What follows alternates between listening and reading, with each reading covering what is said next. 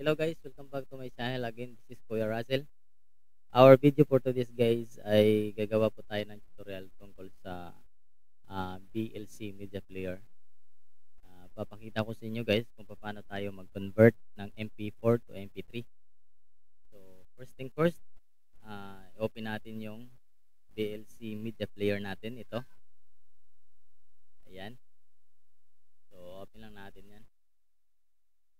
Click natin to. Ayan. Ayan. Ayan. Ila-launch lang natin guys. Hindi po nakapanood ng tutorial po ng kung paano po ito i-install. Meron po tayong video na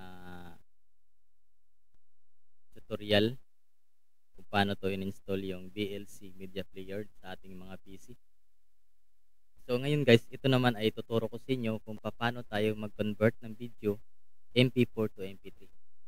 So ngayon guys, pag nandito na tayo sa ating BLC Media Player na timeline or interface, punta tayo dito sa media at punta tayo dito sa convert save.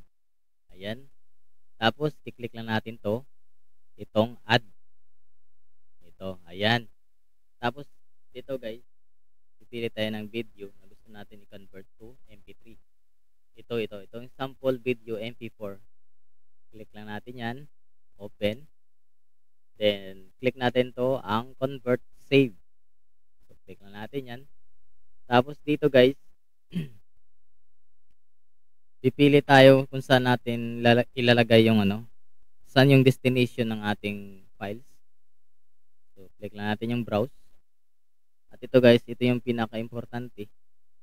So dapat ito guys is naka MP4, naka MP3. Ayan. So dapat MP3 yan. Sample MP3. Ang sa akin, sample MP3.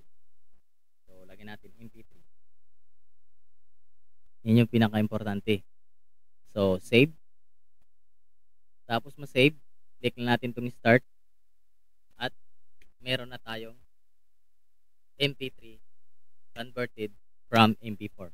So ayan. Check natin. Punta tayo sa files.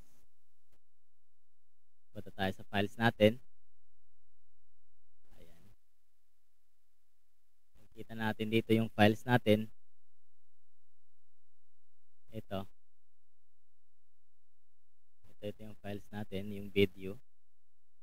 So ito guys, ito yung sample natin na MP3.